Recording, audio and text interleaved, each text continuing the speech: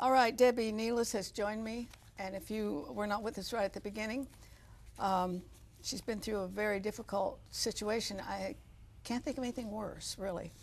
I have this beautiful, beautiful son, 17 years old, and took his life, and you've been looking at the myriad of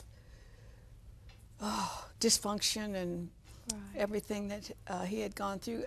I think right up front I'd like to put his picture up. That would be terrific. Yeah. I can hardly imagine how you feel when you see it, but my audience is right now seeing a very, very good-looking kid, no doubt, just a promise, a future. You know, Arlene, that's it. People don't realize when you lose a child, you lose their future. Mm-hmm. There will be no marriage for Nick. There will be no children. And it's not just the loss of Nick, it's his brothers and sisters that lost a brother. And, you know, you and I talked about Nick having been molested by his father at 8 years old. When he came to me and shared that with me, I was talking to my sister, Anita, that's like Nick's other mother, that we don't even know how to talk to our children about that. When Nick told me what had happened, I thought about how they tell us, talk about good touch, bad touch. Let's talk about bad touch feels good, and then the guilt that follows with the child for that. But when Nick told me, you know, I was able to tell him he was doing the right thing by telling me that I loved him. I was very sorry for what his father had done. I took Nick back to his bed, and I sat with him, and he told me I could go back to my bed. And of course, I immediately called. I attempted to prosecute. Now, how old was he at this time? He was 8 years old. And had it happened when he was 8? He told you right away? After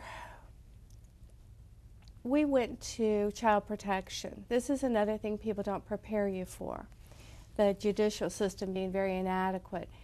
They interviewed Nick on video, and the caseworker told me she had rarely seen a child give such a good interview, that she had no doubt that it would go to prosecution.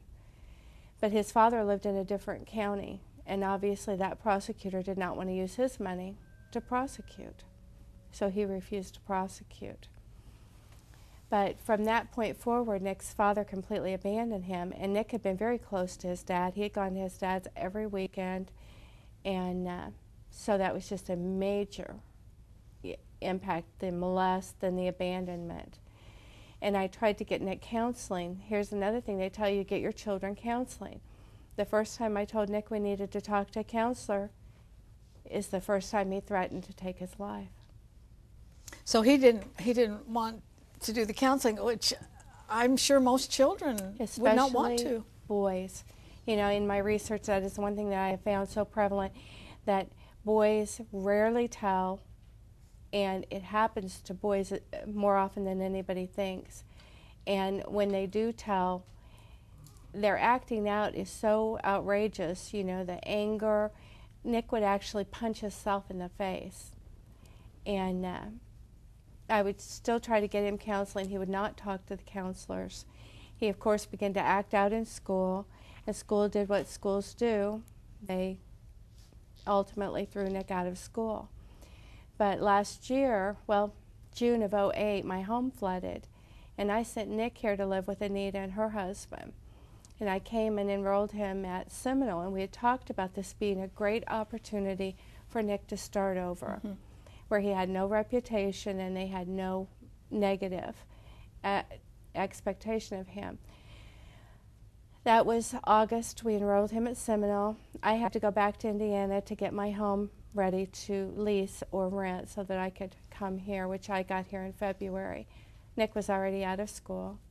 He was now working in a bar and grill, which I was very uncomfortable about. A 17-year-old boy has no business in a bar.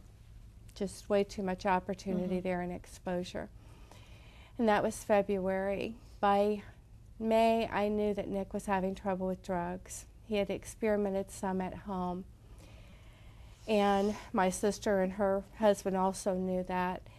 We had actually talked about what to do for Nick. This is one of the things that I really want to say to people. You have got to intervene. Young people cannot navigate these dangerous waters on their own. They think they can, and they will push you off and try to make you feel like you're interfering with them, but you have got to. Right. You have got to. Anyhow, we had talked about possibly, for one, making Nick quit his job because we were sure that's where he was getting the drugs. Two, getting him in a program. He had actually talked to his Uncle Al the night that he took his life.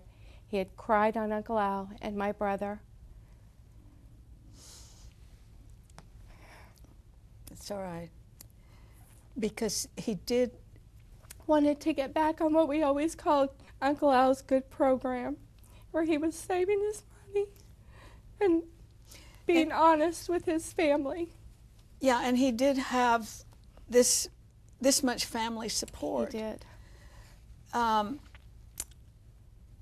It just seems like the combination, you know, and he was wanting to get back on track, but you can't, you cannot just forget how much drugs alter the mind when someone's in a, you know, in that kind of a frame. Exactly. And people don't realize this either. You know, they think that drug addicts are just using people when they say they want to get better. That's not true. They do. But the pain of trying to let go of those drugs is so horrific. One of the first things that happens is major depression. When you try to withdraw those drugs, not just the physical aspect, the physical pain, but the mental descent that goes into like a black hole depression. And I believe that's what happened to Nick. Well, the research that you have done, is it most of it, does it come from a molestation? That's just Have it. they- Nobody is making that connection. I have not been able to find any research that has even viewed that as what percentage of these suicides. And the suicides are absolutely horrific. I Googled Stop Teen Suicide in Florida. 147,000 sites came up. New York, 175,000. California. I mean, when you see that kind of sites on the internet, that tells you this is a major problem. And I know you couldn't read all of those, but could you kind of grasp a pattern?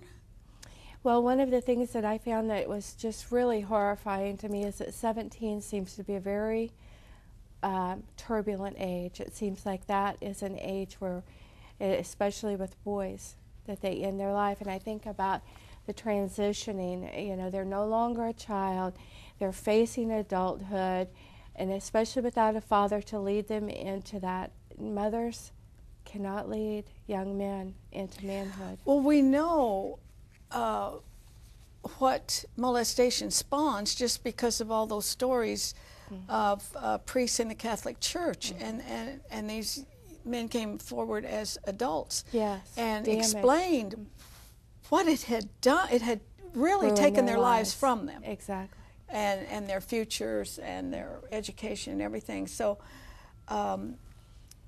you know, if we just start there and try to protect our children from anything like that with anybody, and as Wanda was saying, you know, you really you don't want to distrust everybody, but you sure better have your antenna up, no matter what, because our news is flooded with even women teachers, you know, who molest children and all.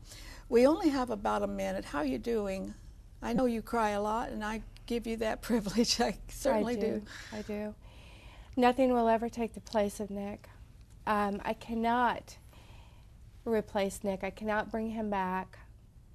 But if I can do anything to keep another family from having to experience this, that is my goal.